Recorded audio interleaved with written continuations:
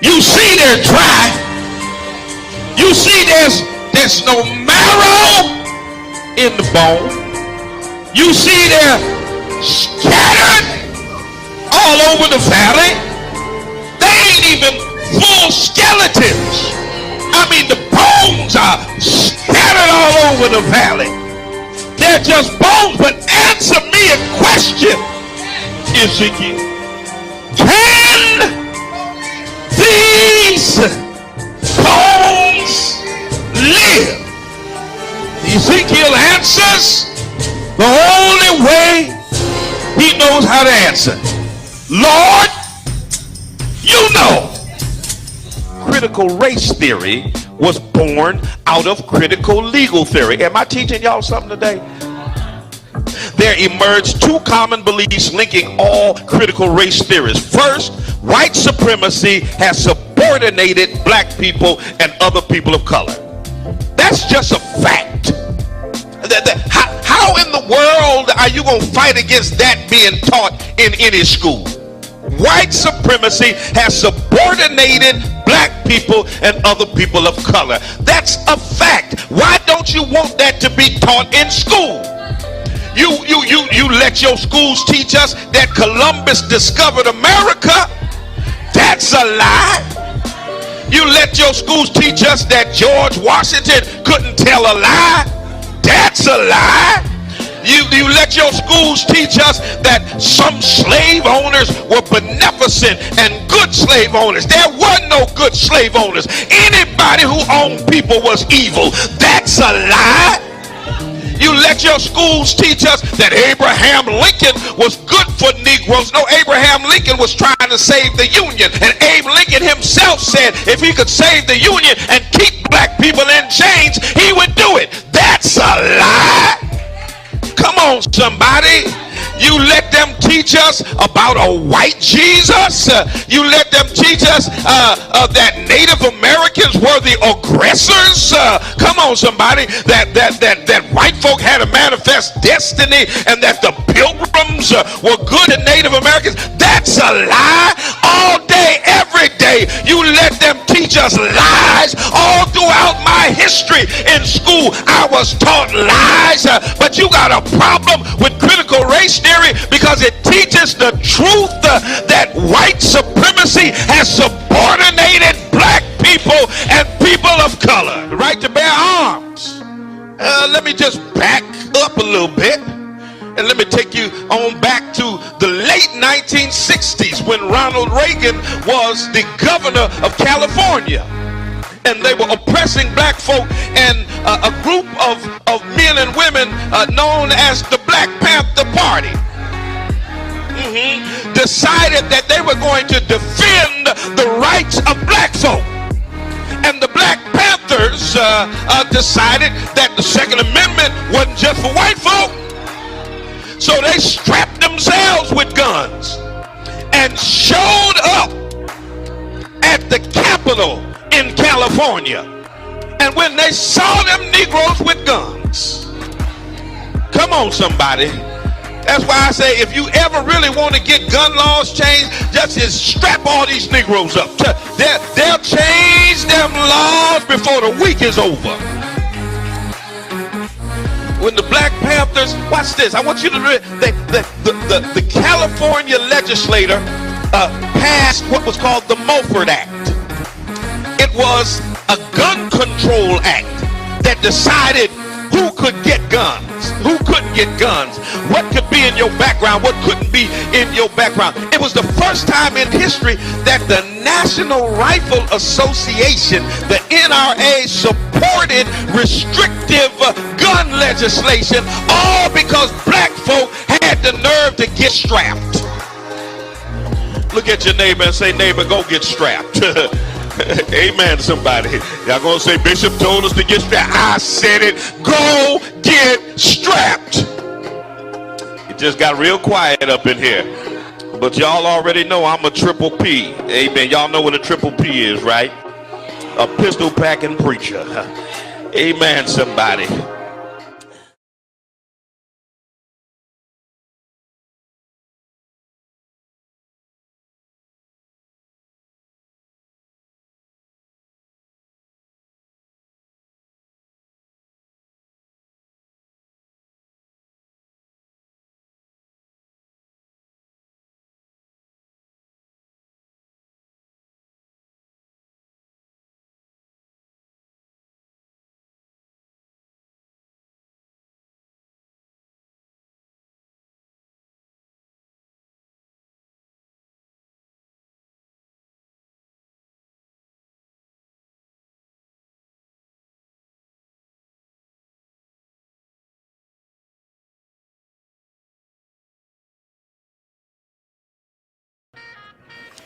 Hey, fam.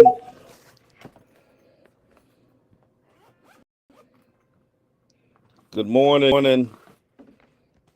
Good morning, everybody. Do me a favor. You already know, like, share, subscribe. Tell somebody we're on the air. WTCCFM.org. Tune in, radio, iHeart. You can hear the jazz that's playing. Can't play it over the air or they shut the stream down. Y'all know how that goes.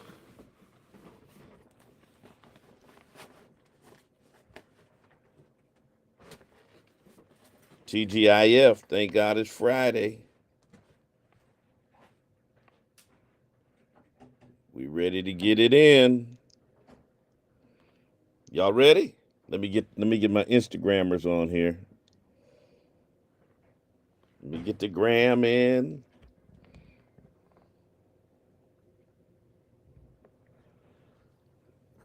Peace to the gram.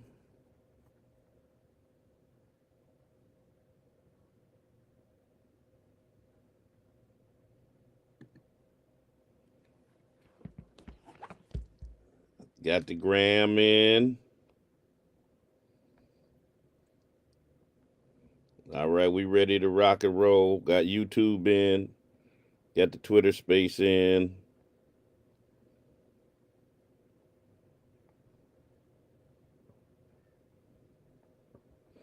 Wearing that same old shaggy dress.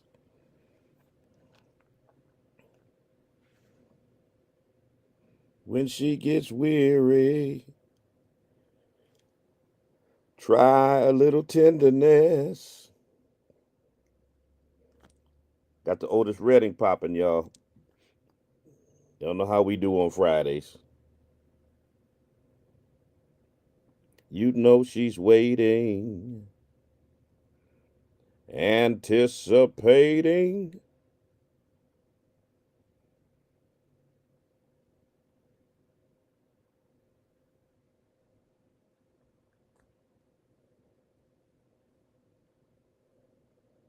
While she's there waiting, try a little tenderness.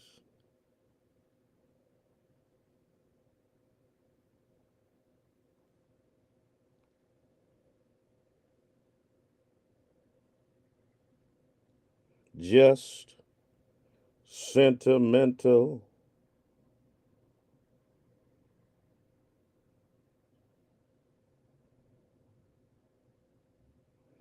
All right, today we talking about reparations, y'all. Yeah, I gotta do it. I know Democrats gonna be mad at me, but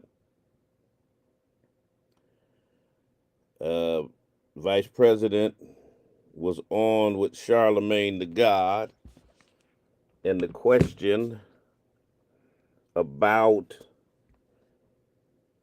reparations came up. She said it needed to be studied. Studied, y'all. Studied.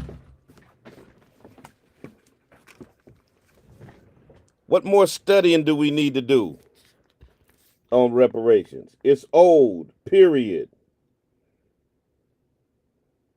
I'm confused. I mean, why can't, when it comes to issues concerning black people, do they always have to waffle? And it's killing me because they're talking about how important the black vote is. Then on a major issue that resonates with black people, particularly black men, you waffle on it. I'm so confused.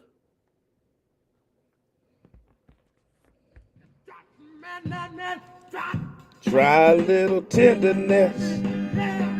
Let me get out of there before they shut my stream down. Let's go, y'all. Tell a friend, tell somebody Bishop is on the air right now. Let's get it crunk, y'all. TGIF, thank God it's Friday. Like, share, subscribe, all that stuff. Talk to me, Daddy.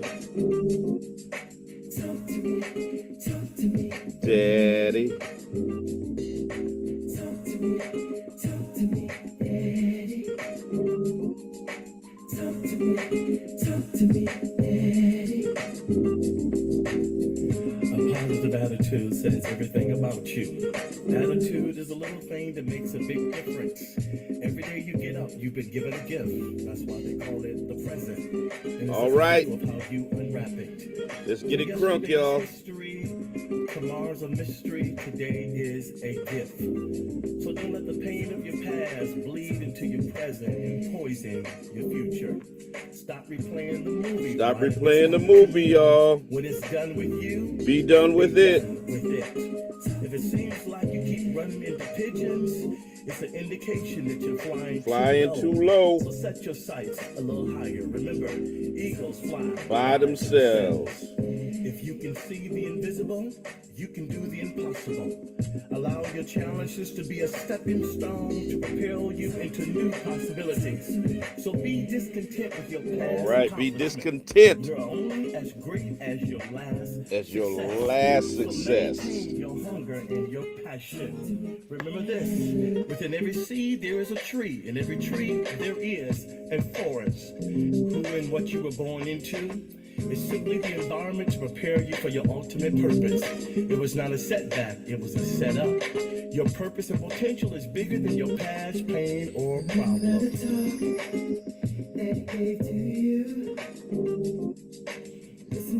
All right, reparations, let's get it. That's what we talking about. That's what we talking about.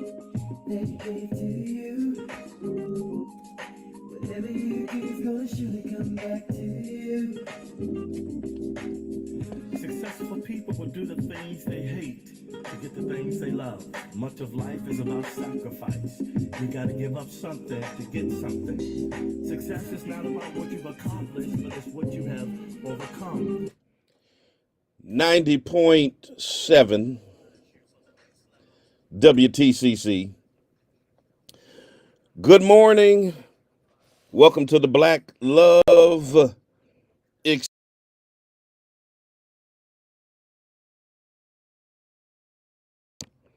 Thank God.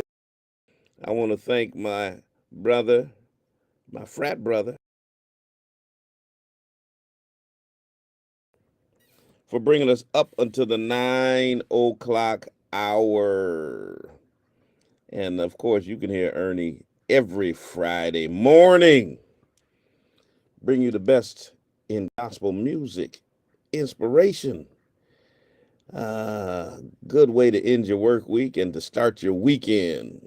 Tune in every Friday. Coming up at 10 o'clock, Don Felton with mid-morning jazz and great black music. He's going to make it smooth. He's going to make it personal.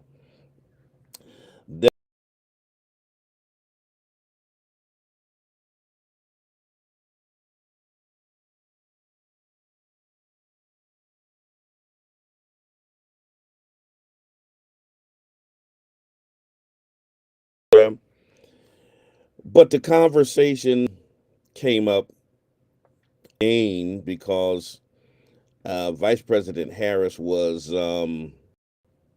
interviewed by Charlemagne the God in Detroit, and that question came up, and her answer was the typical scapegoat Democrat answer when we talk about reparations, and that is, it should be studied. Why can't they commit on reparations? What the problem is? You know, they've been talking for the last several weeks about the importance of the black vote, particularly black men. She came out with an opportunity statement for black men if she becomes president. And then one of the most critical and important issues among black men, reparations, they waffle on. It's so confusing. It's so confusing. What is wrong with saying, yes, black people are owed reparations for what they went through in this nation? Why is that such a controversial issue? It wasn't controversial when Japanese got reparations in the 1980s. It wasn't controversial when any number of Native American tribes got reparations. It's only controversial when it comes to reparations for the descendants of enslaved Africans who experienced the most brutal form of slavery in human history. I'm confused as to why Democrats keep waffling on the issue of reparations, and then they want to call black men ridiculous and crazy if they don't want to support them because they don't support the issues that are important to them. You can't have your cake and eat it too. You can't say we want to reach out to black men and then when it comes to the issues that are important to them, waffle on them.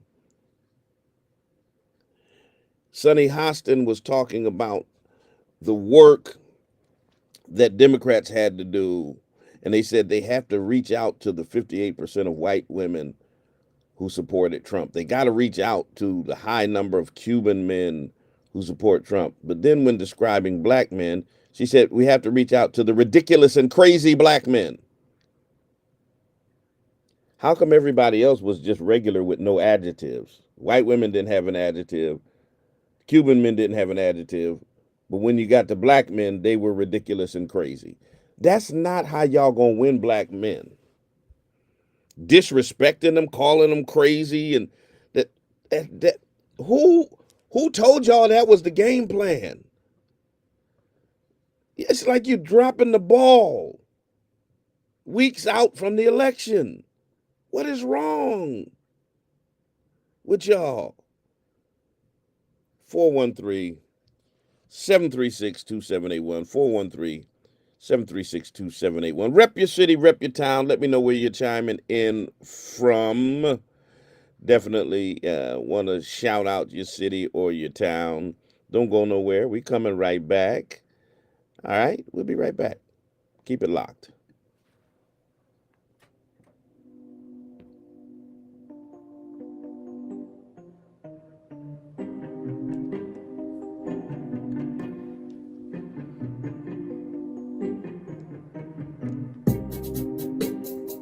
You say you sold out because black women are loud and crass. What? And your precious white woman is the epitome of class? Are you so blind that you cannot see? That pale girl child ain't got nothing on me. For hundreds of years we have stood by your side, accepted your flaws and allowed you your pride, bore your children and cleaned up your mess, satisfied your lust and always settled for less. We have stayed in the background and allowed you to lead, trusting in your strength and ability to succeed, never getting the praise and credit we deserve, but having the courage, the will, and the nerve, for being the backbone that has kept it together, for you and our children in all kinds of weather. And now suddenly you say we're not good enough for you. We forced you to sell out because of the things we did. Well, where was that white woman when that white man you hate was cracking the whip? In the boardroom, the warehouse, and on the slave ship. She stood by his side and didn't say a word. Not a word. For her own chance to rule and be heard. And now it's her you turn to and treat like a queen? And me and my sisters you choose to demean? Well, hold up, wait a minute, and stop the damn bus. Because there are a few things I need to remind you about us. A more beautiful creature God never made than an African woman, no matter her shade. High, yellow, red bone, or cocoa brown. We are more than worthy of wearing a crown. Ebony, mocha, or black as the night. It is we who have always shared in your plight. We are passionate, spiritual, loving, and kind. A more generous heart you'll never find than the one that beats inside the body of a Nubian queen. The hardest working, loving, giving woman you've ever seen. For we give and forgive until there's little left. Then we're forced to put up our guard to avoid your theft. The theft of our hearts and our trust, the very nature of our soul, by our so-called brothers who are just playing a role. And you wonder why some of us act as we do? Take a look in the mirror, because the answer is you. It's not enough that the white man has always tried to keep us down, but our own men act as though they'd love to see us drown. And white women have never invited us to join their equal rights struggle. So we're out here alone with a million things we juggle, raising the children that black men leave behind, and dealing with the racism of the daily corporate grind. Damn, it's no wonder wonder some of us are loud. Hell, we're just trying to be heard. In a world where everyone, including our men, ignore our every word.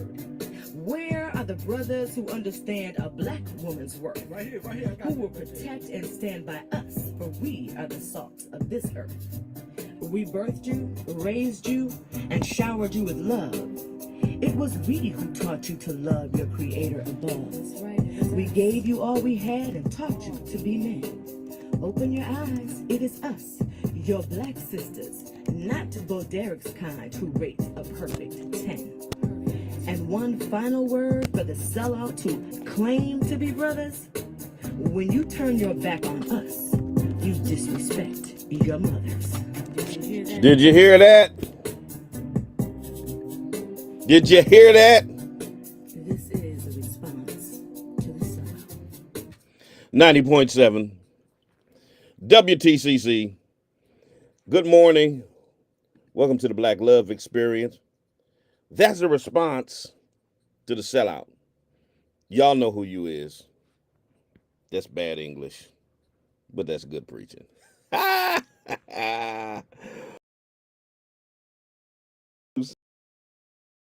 736-2781.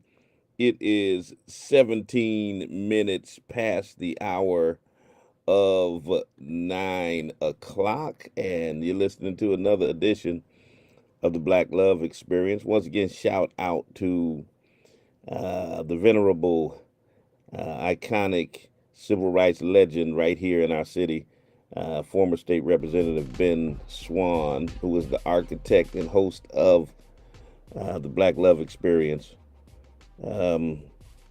somewhere between 3 and 4 decades. And he had a birthday last month, turned 91 years old. Saw him last night at the NAACP Freedom Fund Gala. Still kicking it. So shout out to him. Happy birthday, belated birthday. My dad, Fred Swan, had a birthday this week. 83 years old, 83 years young, rather. Happy birthday, Dad. Happy birthday to all. October. My daughter had her birthday 2 days before my dad's birthday. Hard to believe she's 36. Whew, I must be getting old. Happy birthday to all the Septembers and the Octobers. My son Talbert had his birthday in September. He turned 30. My granddaughter Maya had her birthday on September 11. I know I'm gonna be forgetting somebody, so just happy birthday shout outs to all of the September and October babies, but you know April babies still rock. So, you know, somebody said happy birthday to the Libra posse. Yeah, to the Libra posse. Next year. That's when we really gonna turn up. Rep your city, rep your town. Let me know where you are chiming in from. 413 is in the building. Houston is in the building. Union, New Jersey is in the building. Chicago is in the building. New York City. New York City. Every time I see New York City, I think of that scene in the Life movie, where the guard asked Hoppin' Bob where Eddie Murphy and Martin Lawrence's characters are from. He from New York City, boss. New York City. Anyway, New York is in Washington, D.C. I see you. I see you in the house. Charlotte, North Carolina is in here. Raleigh is in the house. Quebec is in the building. San Francisco is in the building. Los Angeles is in the building. Kansas City, Kansas is up in Detroit is in the building. Long Island, New York is in the building. ATL, Atlanta is in the building. I got another DC, another chocolate city up in here. Welcome, welcome, welcome, welcome, welcome to everybody from everywhere that's up in the house today. Those of you in the Twitter space, go on, throw in your city, your town. Let me know where you are chiming in from. I want to shout out to the executive committee of the NAACP, the Greater Springfield Committee. Malone for a stupendous job in organizing our 106th anniversary Freedom Fund, which took place last night. It was awesome and on time. We got out of there at 9 o'clock, y'all. When have y'all ever heard of that? Of the gala getting out at 9 o'clock? Yeah. Good morning, Whitney. I see my daughter on here from the Shy. And it was an awesome time. Awesome entertainment, fellowship, inspiration. Shout out to my sister, Reverend Siobhan Arline Bradley, who's still in the city, decided to take advantage of some of the attractions here. So she's taking her son and other members of his basketball team to the Hall of Fame. Do y'all know that I was fully grown before I ever stepped foot in the Hall of Fame? It's like when you're from a city, you kind of take for granted some of the things that are in the city that people from all over the world come to see.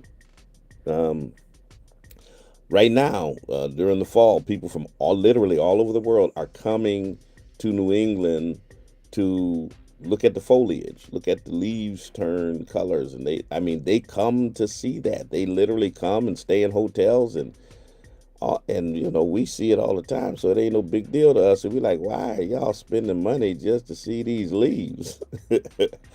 I want them off my lawn. But people come and people come to the Hall of Fame, and I grew up around the Hall of, when I was living on Westford Circle as a kid, and the Hall of Fame was on the campus of Springfield College. We walked by it all the time, and it was no big deal. Never went to see it until I was fully grown. And it had already moved downtown Springfield, and then on one Father's Day, me and my sons went to the Hall of Fame. And there's still people who live here in Springfield who've been here their whole life who've never stepped foot in the Hall of Fame. Go check it out. Go check it out. 413-736-2781. Congratulations goes out to all of the award recipients from last night. Awesome opportunity to honor some of the unsung heroes and some folk who are not necessarily unsung but deserved to have that level of recognition. And we were honored to recognize them on last night. So congratulations out to each and every one of you that were honored on last night. Shout out to Pastor Taylor Lancaster, Pastor Gail Hill, who served as our host during the Freedom Fund. Leon Spradley, who provided us some music. Latricia Winters King, who also provided us some music. Lynette Johnson, who's just, awesome poet and gave us a riveting piece on last night. I wish it got recorded because it was all of that. And of course, the President's Award went to Dr. Sonia Denal, our first black woman to become superintendent of schools here in the city of Springfield. So shout out to her and all of the award recipients who are so worthy of the recognition. worthy of the recognition. Pioneer Valley Project Teen Leadership Team, um, Edward Hatton, our Veterans Award, Jalen Lovejoy, also one of the Youth Award recipients, Cleo Brown Martin and Cindy Gaynor Harper, also receiving community service awards. And so shout out to all of you all, and to all of our various sponsors, Liberty Bank and Veritas and Mass Mutual and BHN and the Mass Cultural Council and Community Foundation and AdmiTech, People's Bank, Bay State Health, Hope for Youth and Families, just so many of you all who support it. So shout out to every one of y'all. Thank you so very much for making it a wonderful, momentous occasion on last night. 413-736-2781. Reparations. I used to have a song I used to play about reparations. But let me find, I wanna get Dr. King, because everybody always wants to quote MLK about I have a dream. They love that, my four children. They love to quote about the content of your character and all of that. But they don't so much like what Dr. King had to say about reparations. And he talked about it. Yeah. Let's hear him. Let's hear Dr. King on reparations. I mean, every other group that came as an immigrant somehow, not easily, but somehow got around it. Is it just the fact that Negroes are black? White America must see that no other ethnic group has been a slave on American soil. That is one thing that other immigrant groups haven't had to face.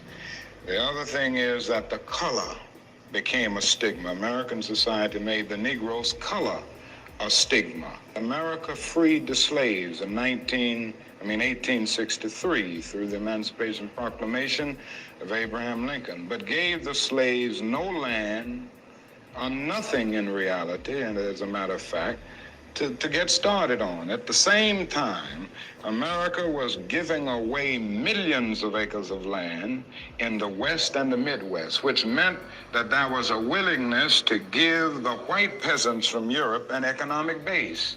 And yet it refused to give its black peasants from Africa, who came here involuntarily in chains and had worked free for 244 years, any kind of economic base. And so emancipation for the Negro was really freedom to hunger. It was freedom to the winds and rains of heaven. It was freedom without food to eat or land to cultivate. Tell the Negro,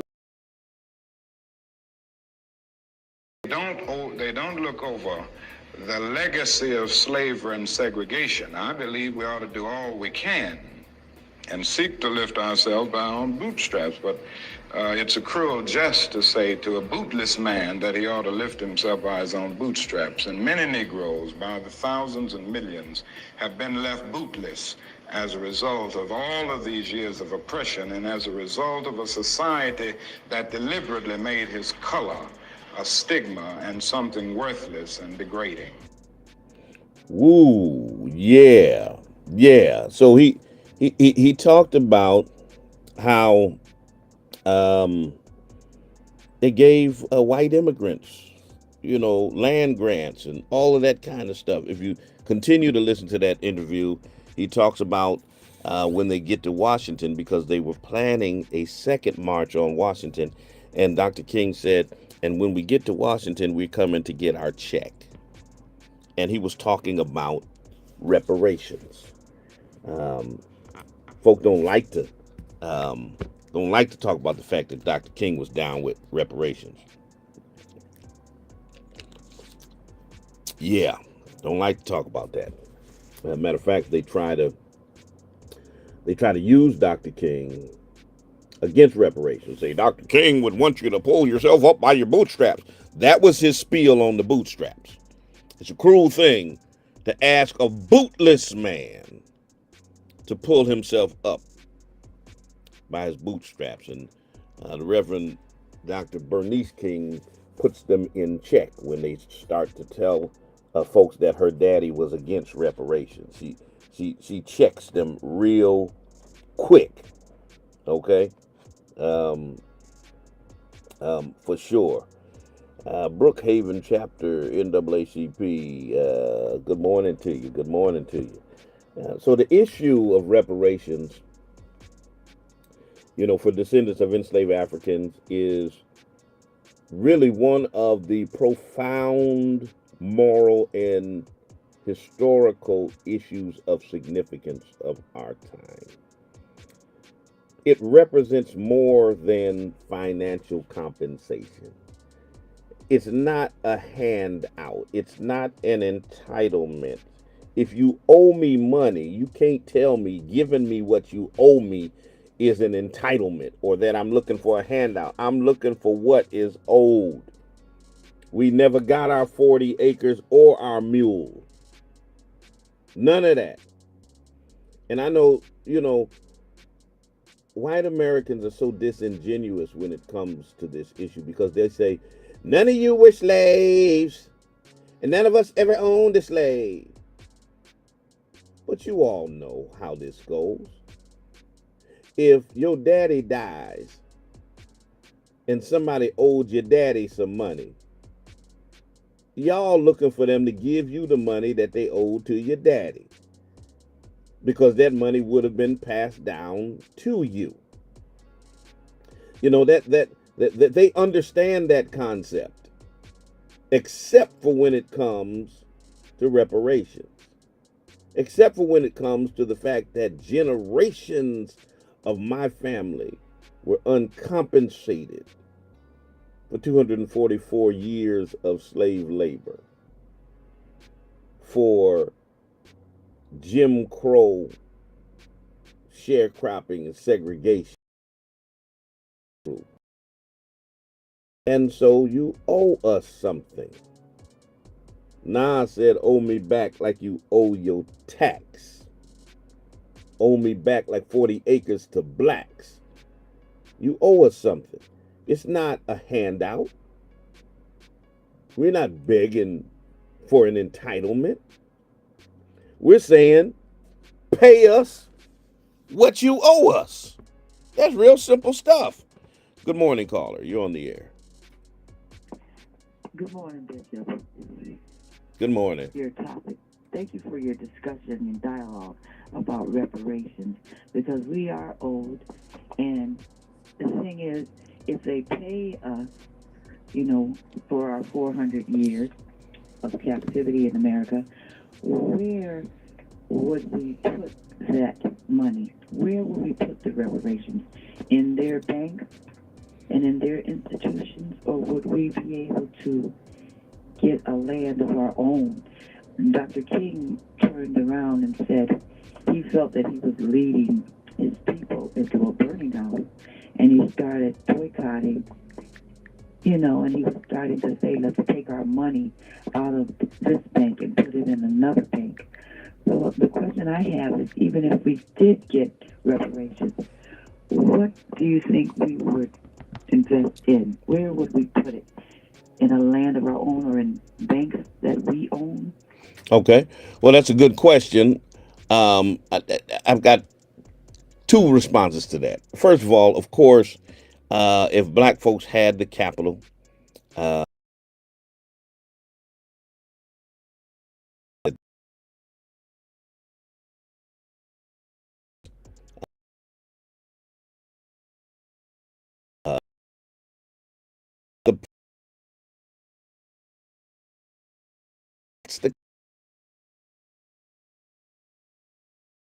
from the issue of reparations.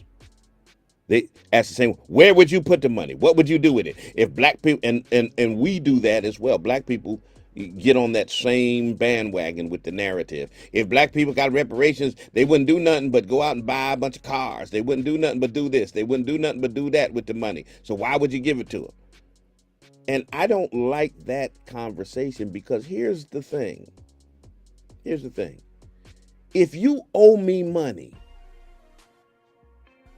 let's just bring it down to its simplest of terms. If you owe me money, you paying me back what you owe me is not contingent upon what you think I'm going to do with my money when I get it, because that ain't none of your business. I mean, I guess that's as simple as I can put it. You know, you can't decide if you owe me $100, you can't be like, well, Talbert, now what you gonna do with this $100 when I give it back to you? It ain't none of your business what I do. If I flush it down the toilet, it's my money. And that's what they try to do.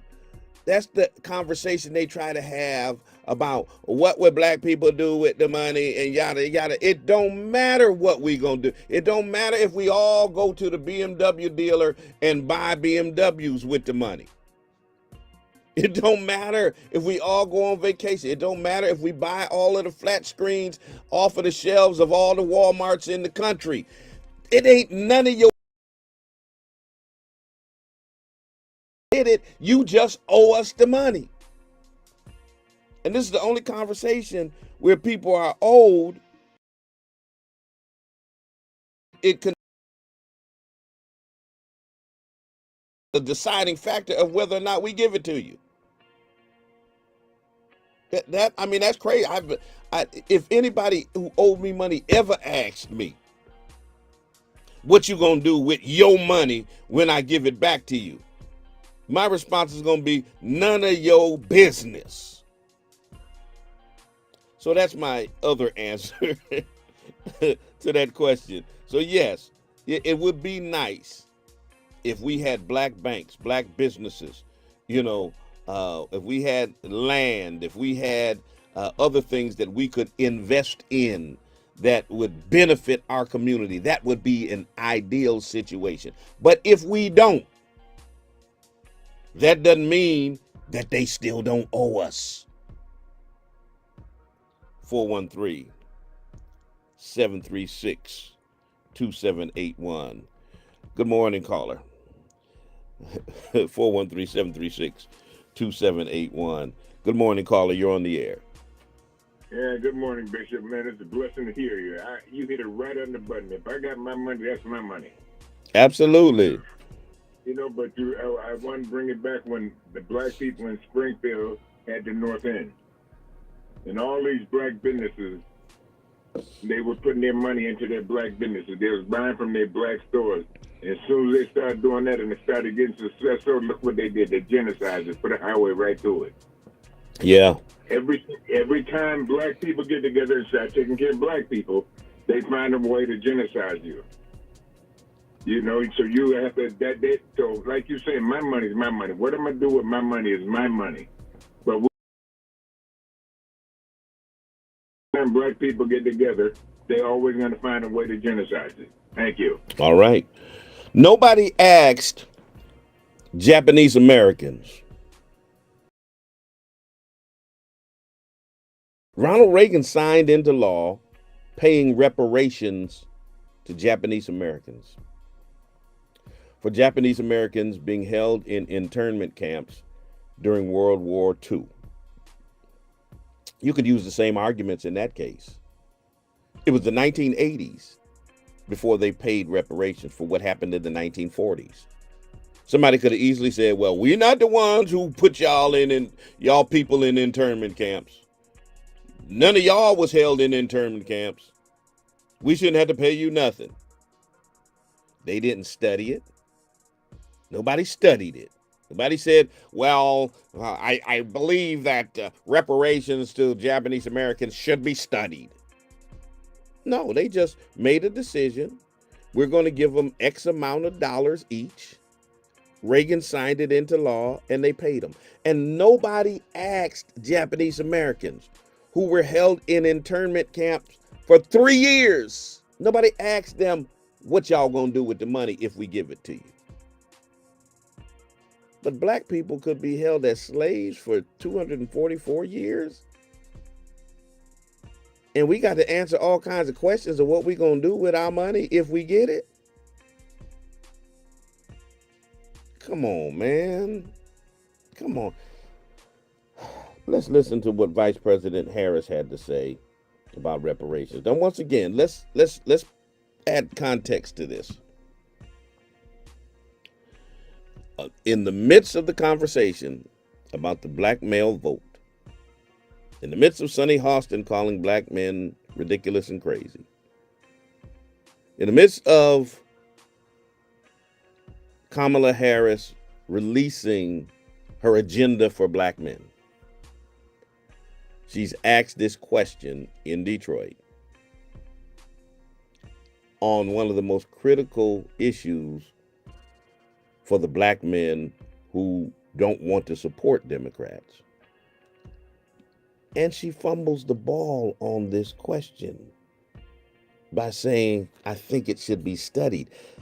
Why couldn't she just say, yes, I believe reparations are owed?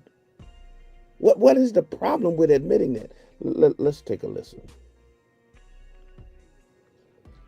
Let's take a listen. YouTube has these commercials. Let's skip the ad.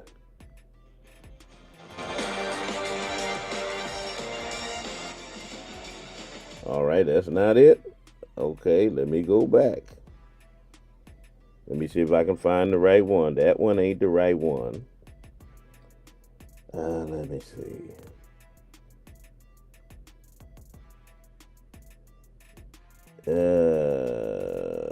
Reparations. Where is it? Where is it? I know it's got to be here somewhere.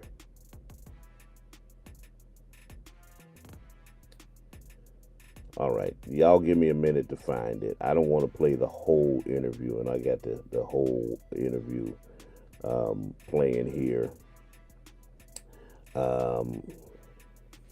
But in essence, a young man from Detroit asked a question. Yeah, I mean, he was very clear on the question, and she talked about it being studied, and then went on to talk about how she was raised in the middle class and all of that kind of stuff.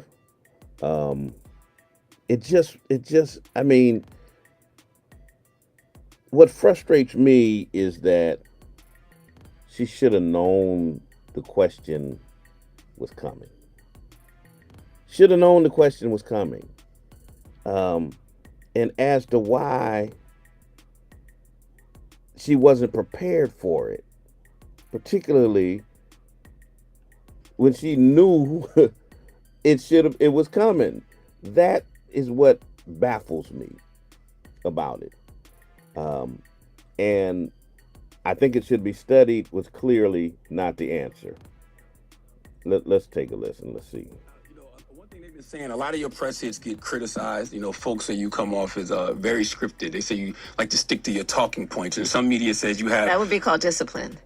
Ooh, okay. Okay, but go on. Charlemagne also questioned why Harris hasn't pushed back on Trump's repeated labeling offer as border czar. Why do you allow them to call you the border czar when that's not even that wasn't your role? I'm not giving him permission for that. Oh, you're right. But I mean, you don't push back on it because that wasn't your role. Fact checkers have made that clear. Look, if I responded to every name he called me, I wouldn't be focused on the things that actually help the American people, and that's my focus. That is true. Harris then summed up her view of this election for the American people. Let's watch. You have two choices, or you don't vote, but you have two choices if you do. And it's two very different visions for our nation. One mind that is about taking us forward and progress and investing in the American people, investing in their ambitions, dealing with their challenges. And the other, Donald Trump, is about taking us backward. The other is about fascism. Why can't we just say it? Yes, we can say that. Okay, I thought see, this is why clickbait is so frustrating, because it definitely said reparations on the photo, but the video said nothing about it. So anyway, Look it up. During the um, interview, she was asked, and her answer was disappointing. The answer about studying reparations was disappointing. The bill that has languished in Congress, which is why it's such a shame. The bill that has languished in Congress and not been passed is about studying reparations. Think about that for a minute. They Congress can't even pass a bill about studying reparations, let alone giving it. And as I stated, reparations represents more than financial compensation. Reparations is also an acknowledgement of the incalculable harm that was caused by centuries of chattel slavery, systemic racism, and the ongoing legacy of white supremacy. Other groups, like I stated, like Japanese Americans, have received reparations, and the reluctance to address the most brutal form of slavery in human history basically exposes this glaring hypocrisy in America's so-called commitment to justice. And it's evident in the rhetoric of Democrats. We don't expect Republicans to support reparations, but Democrats are supposed to be concerned about justice. And Vice President Kamala Harris continues to defer the issue under the guise of studying, which is nothing but a delay tactic that continues to betray Black Americans, who are the Democrats' most loyal constituency. There's a moral case for reparations that is undeniable. Our enslaved ancestors were forcibly, like Dr. King said in the clip that I played, they didn't come here voluntarily like white immigrants. They were forcibly brought to this land, stripped of their humanity, and subjected to centuries of brutal exploitation. The economic engine of America, particularly in the South, was built on the backs of our enslaved ancestors. Cotton became king. America's economy raised from being number 58 in the world to number 2, only behind England, because of the cotton industry, which was built on the backs of enslaved Africans and their descendants who continue to live in generational poverty. Even today, the wealth disparity between Black and white Americans is a direct result of this exploitation. Yet, despite this historical reality, when it comes to reparations, the default response is always to study the issue, which is a position that basically reflects political expediency rather than a genuine commitment to justice. And you got to consider the precedent that's already been set that I've already talked about in 1988, when the U.S. government formally apologized to Japanese Americans. They issued a formal apology. They've never apologized to Black people for slavery.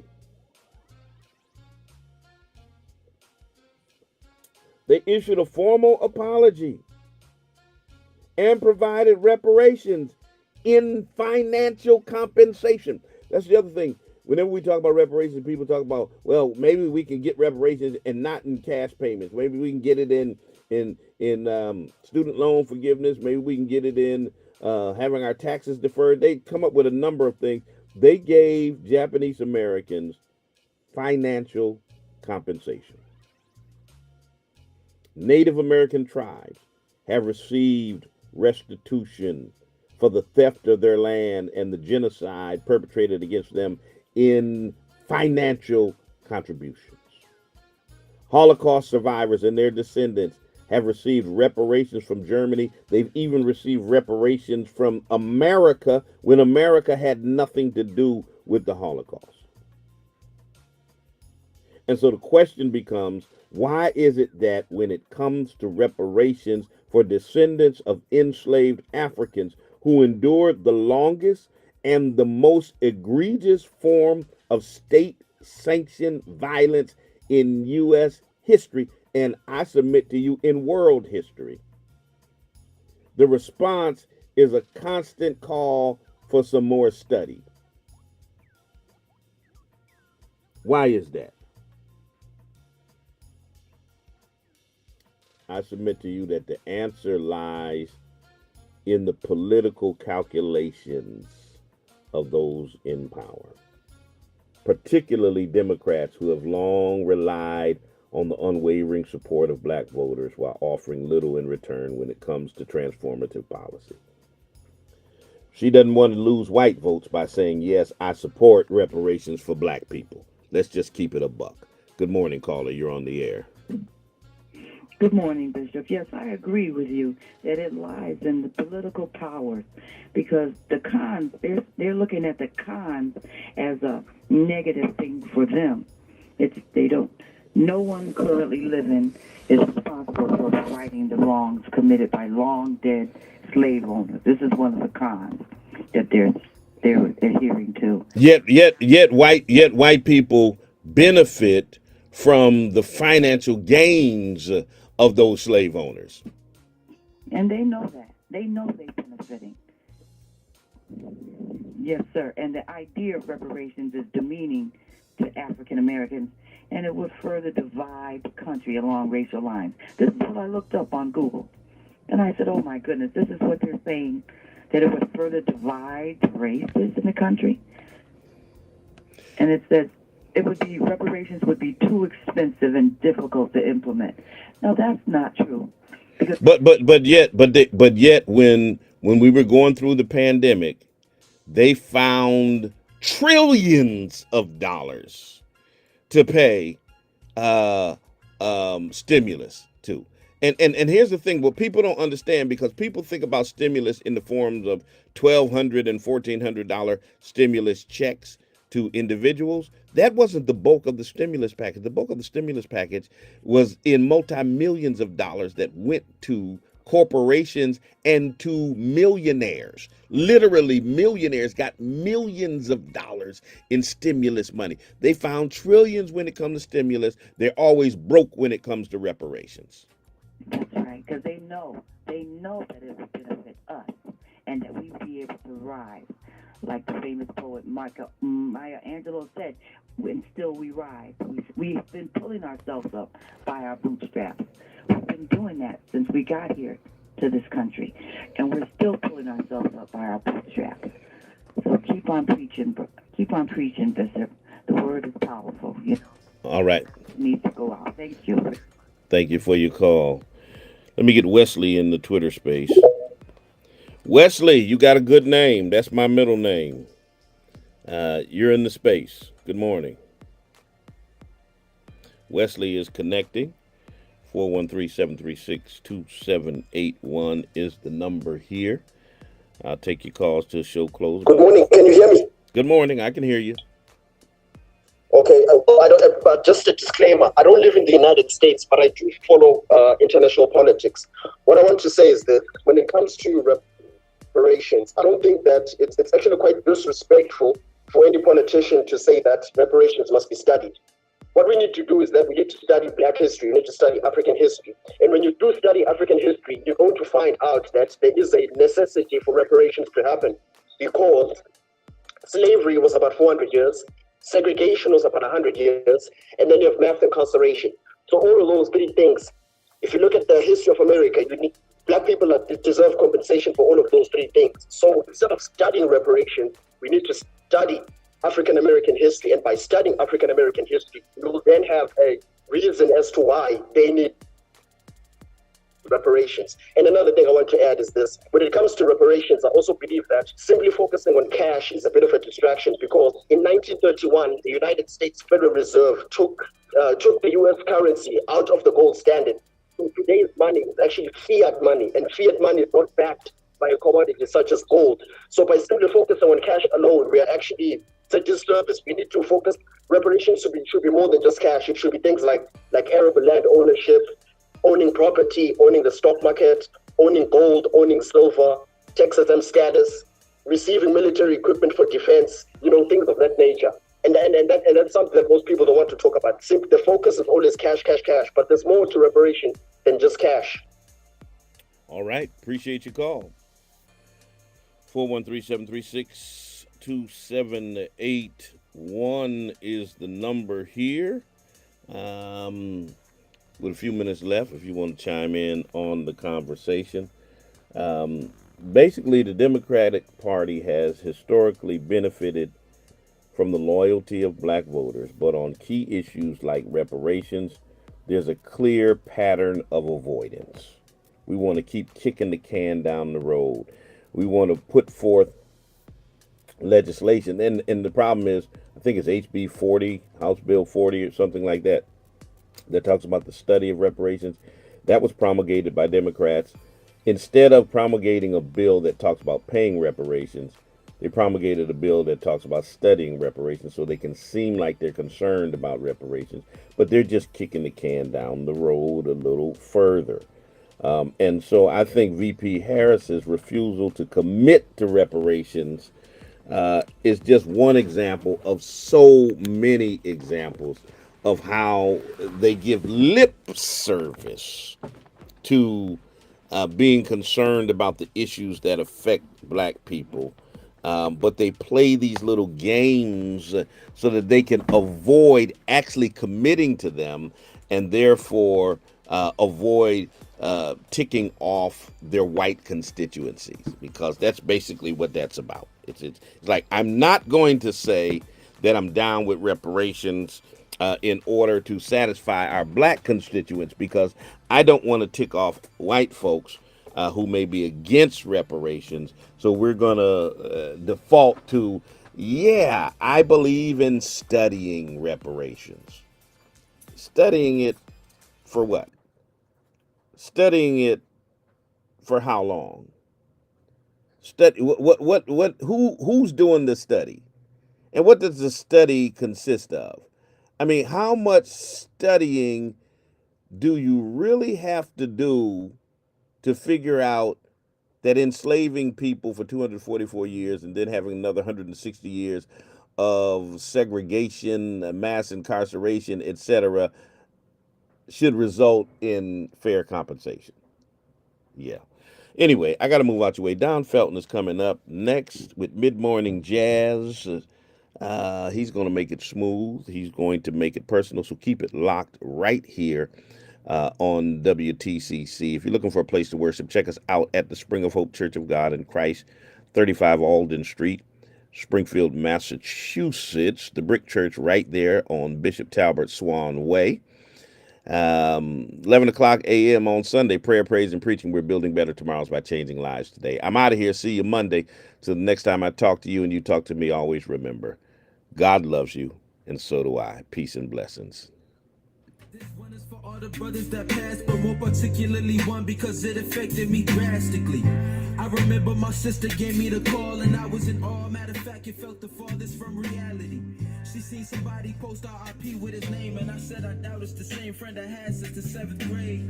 She said I'ma call his sister and double check, and called me back, said he hanged himself in his room and had been there for days. Initially it didn't hit me, then it clicked, and I remembered that I hadn't seen or heard from the homie all week. Wish he had told me what had him feeling lonely and weak. I guess everybody